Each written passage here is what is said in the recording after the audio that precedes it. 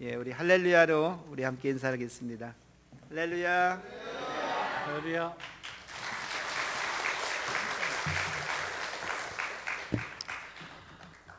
사관학교 입교하기 전에 그 전에는 제가 천안영문에서 일을 제일 많이 하는 사람 중에 한 명이었었습니다. 청년의 지도교사, 그리고 남성교회, 삼남성교회 그때 회장도 하고요.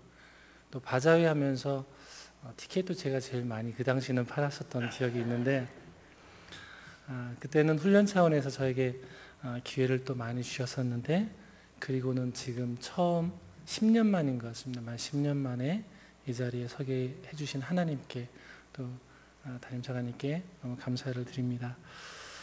4월 16일이었습니다. 4월 16일 저희 집은 TV가 없어요. TV가 없어서 그날 이제 아침 준비를 하고 출근 준비를 했습니다. 출근 준비를 하고 이제 오전에 열심히 자선님이 본부에서 이제 행정직으로 있으니까 근무를 열심히 하고, 그러면 이제 점심을 먹어야 되잖아요. 이제 샐러리맨처럼 저도 점심을 사 먹었습니다. 다른 직원들하고 함께 점심을 먹고 있는데 점심에 식당에 TV가 달려 있는 거예요. TV를 이렇게 무심코 보는데 세월호에 관련된 뉴스가 막 나오기 시작을 하는 겁니다. 그런데 갑자기 제 마음에 저기 내가 가야 되는데, 이런 마음을 하나님이 저에게 주셨어요. 그래서 우리 왜 저기 가야 되는데 우리 간다는 얘기 없어요? 라고 했더니 글쎄요, 아직 그런 얘기 없는데요? 라고 하는데 동료들의 얘기가 있었고, 근데 그 마음이 점심을 다 먹고 이제 사무실에 들어가는 자선냄비 본부에 들어갈 때까지 그 마음이 식지를 않는 거예요, 저에게. 그래서 다른 직원들을 다 모아놓고 우리가 가야 될 게 저기가 아니고 어디겠냐고. 이제 그런 말을 시작을 했는데, 그리고 나서는 이제 한번 알아보라고. 그리고 이제 막 여기저기 연락을 해보면서 이제 그때부터 자선냄비 본부가 이제 여기저기 연락을 하면 준비를 시작을 했어요. 그리고 함께 근무하는 다른 사관님과 함께 우리는 일단 급하니까 먼저 출발하고 나중에 승인이 되면 계속 가던 길을 빨리 가면 되고, 만약에 중간에 가다가 안 간다라고 결정이 되면 가다가 돌아오면 되지 않겠냐라고 생각을 해서 먼저 출발을 저희가 시작을 했습니다. 그러면서 4월 16일, 원래는 이제 4월 19일에 대구에서 행사를 하기 위해서 밥차를, 세탁차하고를 미리 대구에다 갖다 놨거든요. 그래서 저희가 KTX를 타고 이제 사관님 한 분과 함께 저희 둘이서 대구를 향해서 막 달려갔습니다. 대구에 달려가서 차를 저희가 찾아가지고 이제 진도까지 가려고 한 2-3시간 정도밖에 안 걸릴 줄 알았어요. 그런데 대구에 KTX를 타고 가는 게 3시간, 거기서 차를 찾아가지고 진도 팽목항까지 가는데 6시간에서 9시간이 걸리는 거였어요. 저녁 한 10시 정도 다 돼서 저희가 진도 체육관이라고 하는 곳에 도착을 했고요. 그곳에서는 이제 전라도 지역에 계시는 장관님과 사관님들께서 나오셔서 미리 빵과 우유를 나눠주면서 미리 저희의 자리를 좀 준비를 하고 계셨었습니다. 도착하고 나서 저희가 이제 자리를 펴고 자리를 잡았죠. 자리를 잡았지만 이미 한쪽에서는 대한적십자가 먼저 자리를 잡고 좋은 자리를 잡고 있었고, 저희는 한쪽 귀퉁이밖에는 자리가 없었습니다. 그런데 어느 누군가가 이야기를 하는 거예요.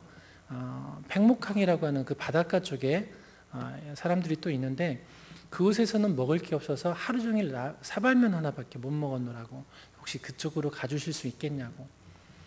그래서 그 얘기를 듣고 결정을 해서 이제 저희가 팽목항이라고 하는 곳으로 이동을 해서 그 밤에 이동을 했습니다. 그런데 이제 이미 가보니까 저희가 차를 세워놓고 할 수 있는 자리가 없었어요. 왜냐하면 우리나라에 있는 모든 언론기관이 다 이미 그 가운데 자리를 잡고 있었고, 그 주변으로 이제 가족들 텐트, 또 정부 기관 텐트, 또 여러 가지 자원봉사 텐트들이 다 있었기 때문에 저희가 어떻게 자리를 잡을 수 있는 그런 공간이 없었습니다. 그런 공간이 없음에도 불구하고 그 현장을 총 책임하고 있는 분이 그 당시에 임회면이라고 하는, 진도군 임회면이라고 하는 곳에 면장님이 총 관리를, 책임을 지고 관리를 하고 계셨는데, 그분하고 이제 얘기가 돼서 부르셨으면 우리 자리를 좀 마련을 해놓고 불러야 되지 않겠냐라고 이제 서로 옥신각신하면서 이제 자리 싸움이 시작이 된 겁니다. 이제 그분 말씀이 저희에게 딱 물어보는 거예요. 언제까지 여기 계실 거냐? 끝날 때까지 계시겠냐? 그러면 어떻게 해보겠다. 당연히 우리는 끝날 때까지 있겠다. 이렇게 약속을 했죠. 그리고 나서는 그 다음날 새벽에 자리를 만들어주겠노라고 얘기를 했고, 저희가 이제 차를 그 자리에 대한 근처에 주차장에 대고 거기서 이제 노숙을 하는 거예요. 차에서 잠깐 잠을 이제 자게 되었는데, 새벽 4시에 누군가 막 문을 두드리는 거예요. 우리한테 약속한 자리를 군대가 와서 지금 막 텐트를 치고 있다는 거예요. 그래서 깜짝 놀라서 제가 쫓아갔죠. 쫓아가서 보니까 이미 텐트를 한 동을 다 쳐놓고, 또 맞은편에 우리가 또 양쪽에 2군데를 저희가 텐트를 치기를 원했는데, 한쪽은 이미 완성이 됐고 그 앙카를 박아서 이제 완전히 텐트가 이제 자리를 잡았고요. 또 반대편에도 막 이제 자리를 펴고 짓고 있는 거예요, 텐트를. 그래서 사정 얘기를 했죠. 우리가 여기를 내일 새벽부터 저희가 자리가 되면 저희가 여기 하기로 한 자리니까 여기를 좀 치워주면 좋겠다. 멈춰달라고 얘기를 했더니 그분 하시는 말이 이렇게 무궁화 2개 드시더라고요. 그러면서 지금 작전 중입니다. 이렇게 얘기를 하시는 거예요. 군대 작전이라는데 와, 정말 어떻게 해야 될지 난감하고 기가 막히더라고요. 그런데 제가 이렇게 복장을 갔어요. 이렇게 복장을 갔는데 저는 별이 2개잖아요. 그분은 무궁화가 2개고. 그래서 이제 저희가 이제 사정 얘기를 하면서 이제 약속했던 면장님을 좀 이렇게 언성을 높여가면서 옥신각신을 더 하고 했는데, 이분이 작전이니까 도저히 안 된다는 거예요. 그래서 하나님이 또 마침 함께 가게 했던 분들이 국민은행 사회공헌팀하고 같이 이제 도착을 해서 새벽까지 있었거든요. 그분들 중에 한 분이 전화를 해서 6분에 전화를 하는 거예요. 정말 투스타에게 전화가 직통으로 내려와서 여기 있는 이분들이 먼저 하니까 이 자리를 비워라 하는 명령이 떨어지자마자 그분 얼굴이 사색이 되면서 자리를 다 세웠던 앙카를 다 뽑아갖고 우리 철수한다 하면서 뽑아갖고 가셨고요. 그 자리에 저희가 일단 먼저 텐트를 세웠어요. 그리고 나서도 밥차를 또 세워야 급식을 할 수 있잖아요. 먹을 수 있는 텐트는 자리를 마련을 했지만 이제는 밥차를 세우는 게 문제였어요. 이제 그 당시에 보니까 주차되어 있는 차량이 한 7, 8대 쭉 있었는데요. 그 면장님께 이제 부탁을 드렸어요. 우리가 책임질 테니까 이 차 견인해서 좀 빼달라고. 그랬더니 처음에는 난감해 하시더니 나중에는 정말 끝까지 있겠냐고 다시 한번 물어보셨어요. 끝까지 있겠다고. 새벽녘에 견인차 불러서 1대를 다 빼고 저희 차 2대를 완전히 세웠습니다. 그래서 중앙에 중앙지휘소가 있는데 중앙지휘소에서 가장 가까운 곳에 가장 넓은 만큼을 저희가 차지를 한 거예요. 그랬는데 나중에는 이제 물이 달려서 수돗물이 너무 약해서 밥차만 겨우 운행을 하고 세탁차는 운행을 할 수 없는 상황이어서 세탁차를 저희가 다른 분들을 위해서 빼드렸어요. 그래서 119 지휘소가 들어오고 또 여러 다른 기관들이 보건소가 들어오고 다른 곳에서 막 저희들에게 요청을 해서 저희가 자리를 양보하기까지도 그렇게 자리를 잡게 되었습니다. 그리고서는 저희가 부활주일이 되었어요. 부활주일 서울 본부에서 회의가 있어서 부활주일 전날 회의를 갔다가 내려오면서 열차 안에서 이제 제가 혼자 고민을 하게 되었습니다. 내가 사관인데 가서 밥만 먹이고 급식만 하고 이렇게 말 것이냐라고 하는 제 마음에 어떤 울림이 있어서 내가 할 수 있는 게, 나만이 할 수 있는 게 뭘까? 하나님 나에게 원하시는 게 뭘까? 고민을 하다가 그래, 오늘 저녁부터 매일 저녁마다 다 일을 마치면 예배를 드리자. 이렇게 해서 예배를 드리려고 마음을 먹었어요. 근데 부활주일 전날에 한 목사님이 찾아오셔서 예배를 같이 드리자는 거예요. 그래서 예배 드릴 곳이 여기가 좋겠다는 거예요. 저희 텐트를 보고. 그래서 이제 구세군 텐트가 그 진도 팽목항에서는 예배 장소가 되었습니다. 그래서 그 다음날 예배를 이제 부활주일 예배부터 저희가 예배를 드리기 시작을 했는데, 원래는 이제 그 다른 연합교회 목사님께서 예배를 드리시기로 설교를 하기로 되어 있는데요. 딱 마침 이제 CBS 기자가 와서 그걸 이제 취재를 하고 이제 동영상을 촬영하기로 방송 촬영을 한다고 하는 거예요. 근데 와서 딱 얼굴을 보니까 CBS 기자의 얼굴을 보니까 구세군 담당자인 거예요. 그리고 음성 영문에서 제가 이제 음성에서 7년간 목회를 했는데 그 음성에서 있는 한 집사님이 계셨는데 그 집사님의 친형이신 거예요. 그러니까 그 동생은 제가 담임 목회자였고 그 형님은 CBS 기자지만 그 구세군 담당자였던 거죠. 그분이 이제 구세군을 아시니까 이분 이 연합회 목사님보다 저보고 설교를 했으면 좋겠다는 거예요. 그래서 뭐 우여곡절 끝에 제가 이제 설교를 했고 CBS에 아마 그 예배 실황이 아마 나갔던 것으로 기억을 합니다. 하나님 그렇게 그날 부활주일 예배부터 시작해서 그날 저녁부터 계속 매일 저녁 8시마다 저희가 예배를 드렸어요. 근데 예배를 드리면서 두 가지의 질문을 하나님께 드릴 수밖에 없었습니다. 하나의 질문은 예배를 드리러 오시는 실종자 가족분들의 모습을 보면서 하나님, 우리가 예수 믿으면 이런 어려움을 피할 수 없는 겁니까?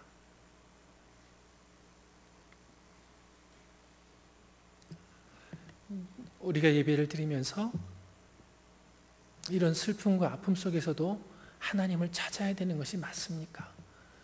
그 기도의 응답을 원하러 오시는 저분들에게 우리는 어떻게 설명을 해야 됩니까? 예배를 드리는 저의 마음속에 그분들을 위해서 무엇인가 준비를 해야 되겠고 무엇인가 목회자로서 답을 드려야 될 것 같은 그런 부담감이 너무나 심했습니다.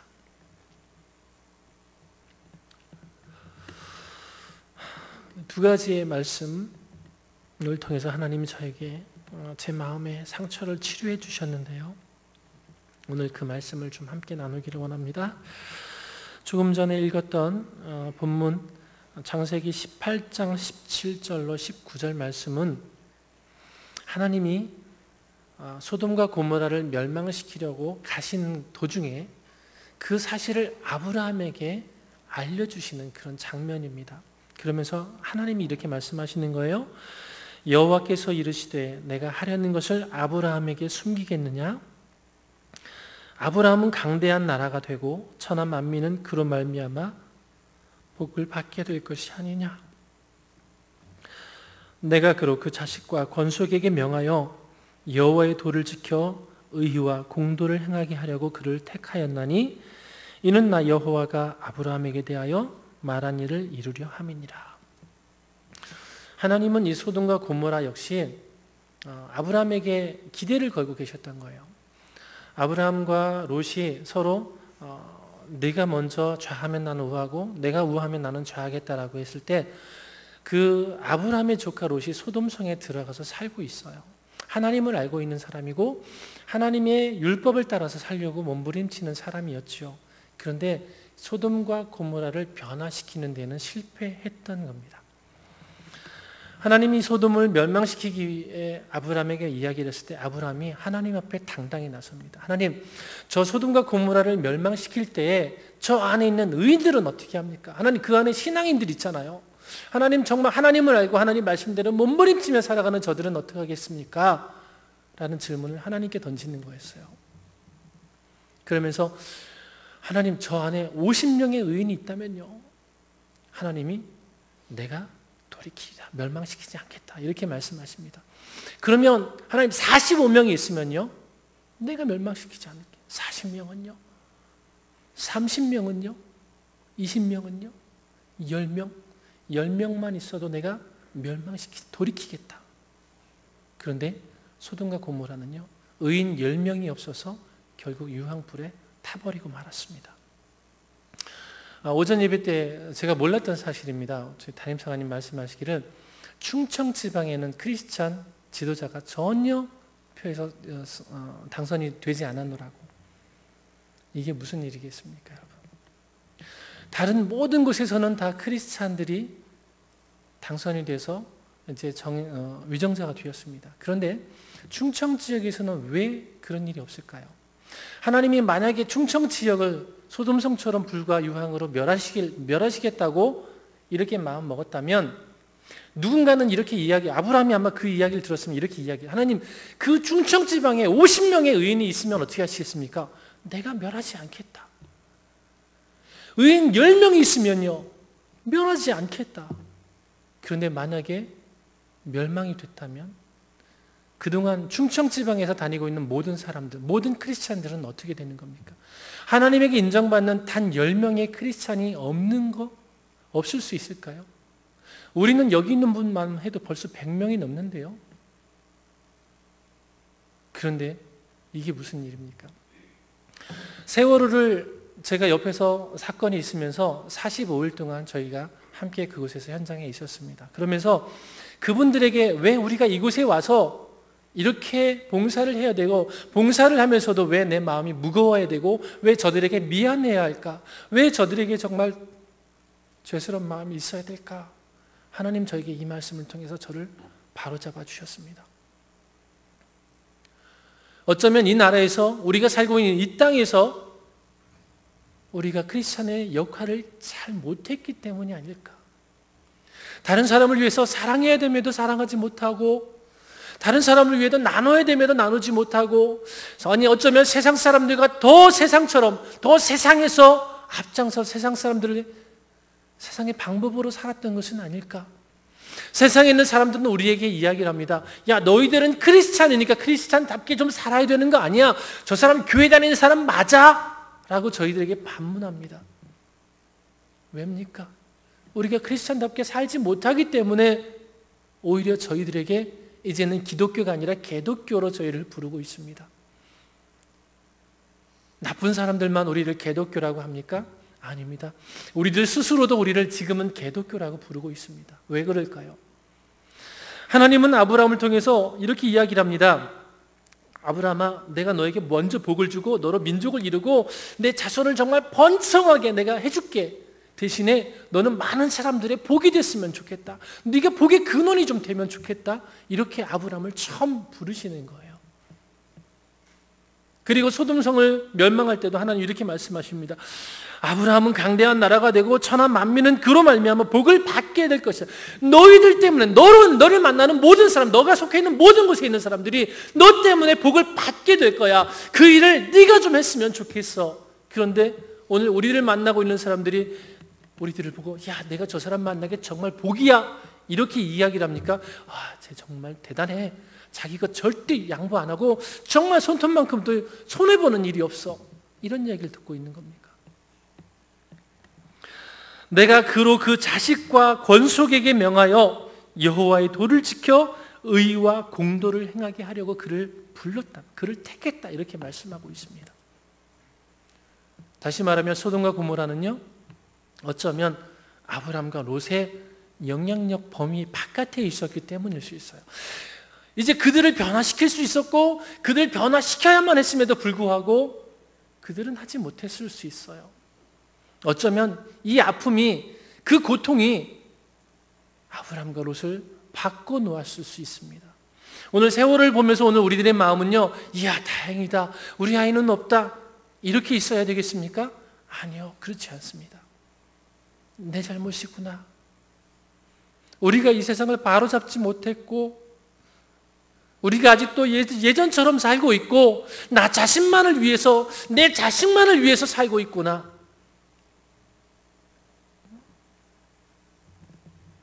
하나님은 제 마음에 이런 울림을 주셨습니다.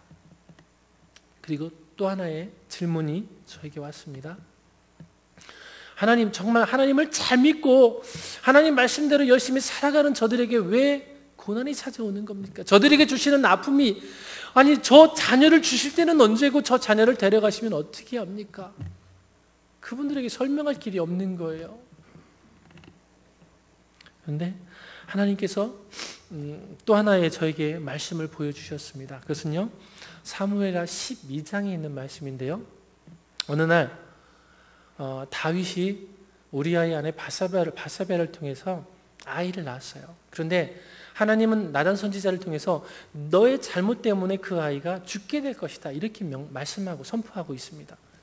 그 얘기를 듣는 순간 그 아이가 앓기 시작하고 정말 일주일간, 한 주간 너무너무 막 죽기까지 앓고 있는 거예요.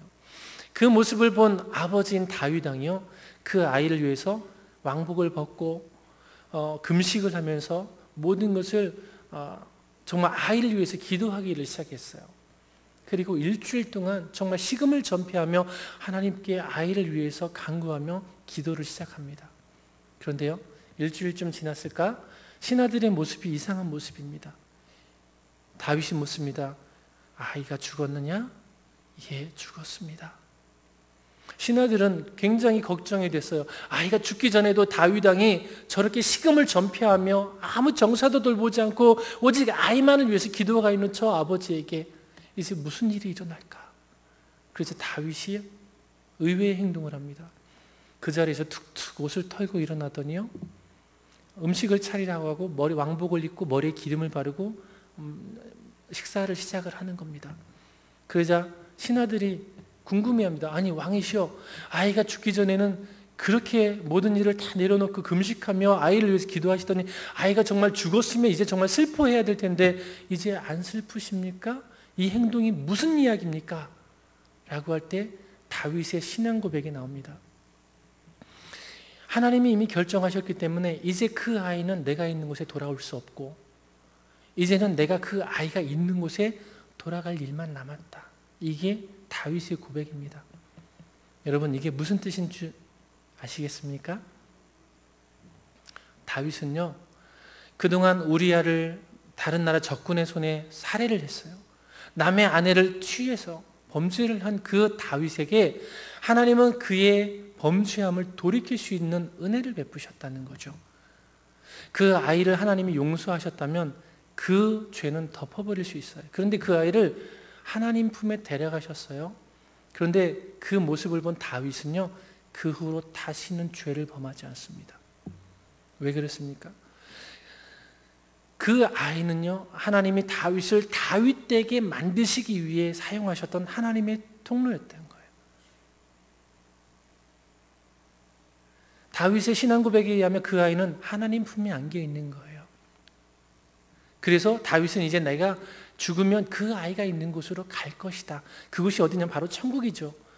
이미 그 아이는 천국의 사명, 하나님의 사명을 다하고 하나님 부르심에 합당하게 그곳에 가 있다는 걸 다윗은 이제 선포하고 마음을 다시 가다듬고 있는 거예요.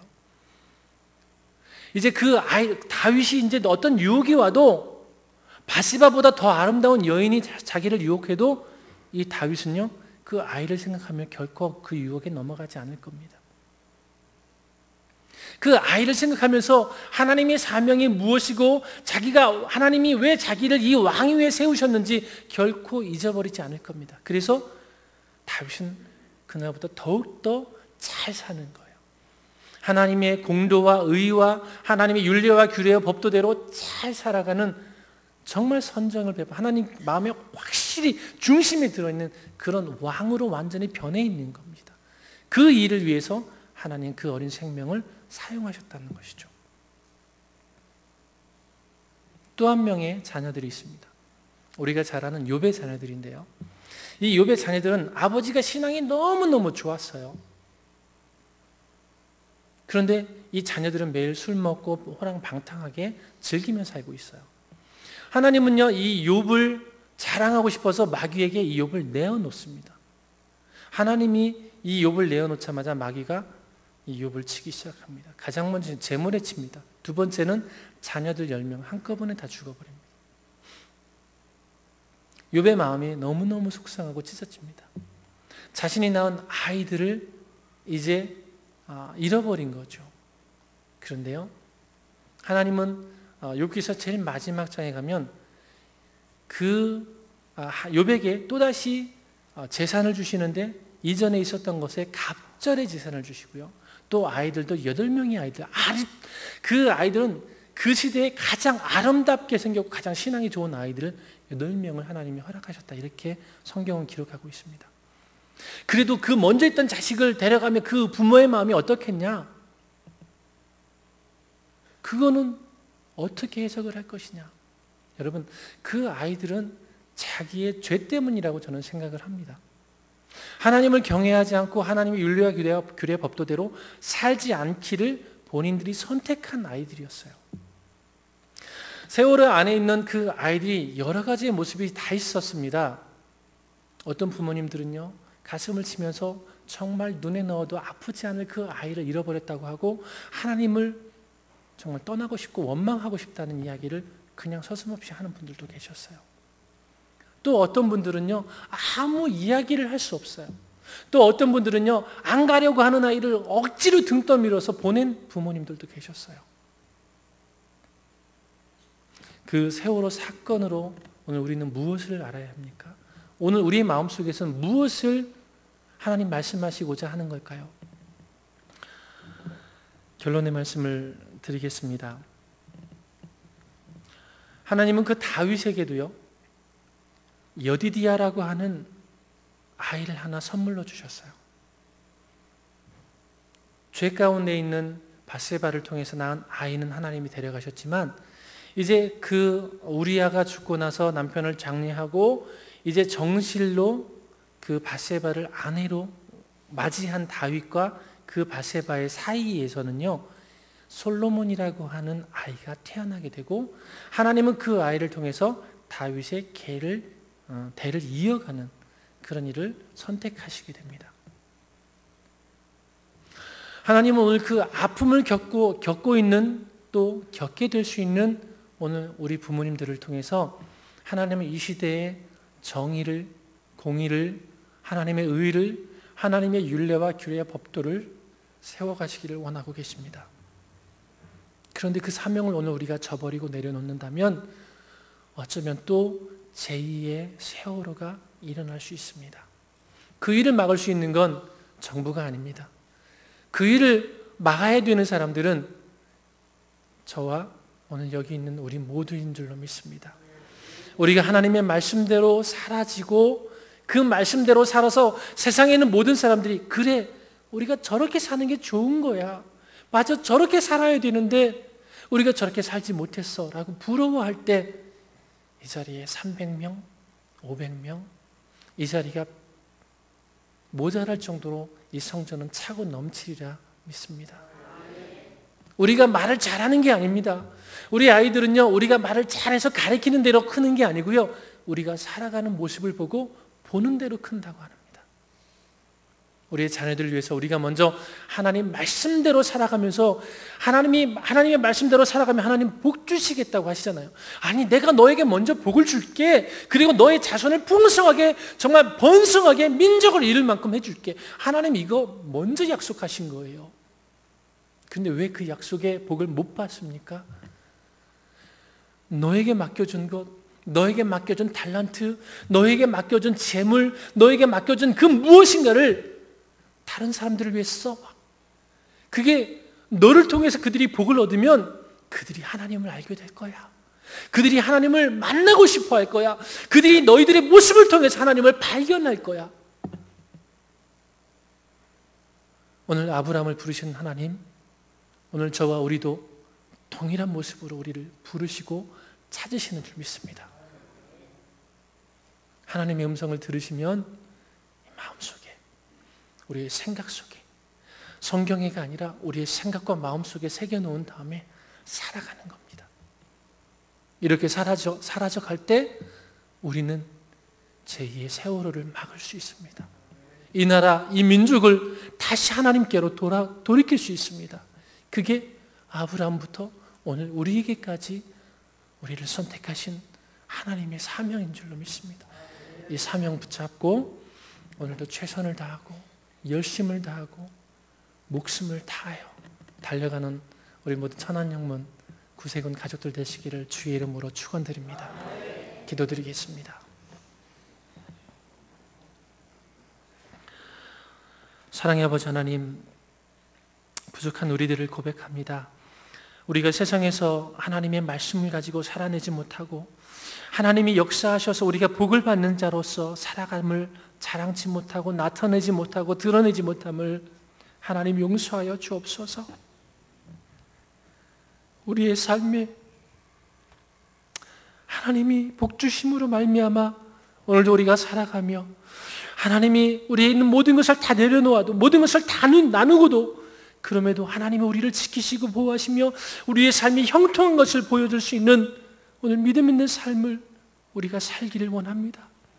하나님, 그 삶을 살아갈 수 있도록 오늘 우리들의 마음을 붙잡아 주옵소서. 우리가 어떻게 해야 할지 모를지라도 성령이 우리를 인도하심으로, 성령이 우리를 힘주심으로 우리가 세상을 향하여 하나님의 말씀을 선포하며, 너희가 민주적인 것, 도덕적인 것, 윤리적인 것, 그것보다 하나님의 말씀으로 살아야 된다는 것을 우리가 선포할 수 있도록 우리를 사용하여 주옵소서.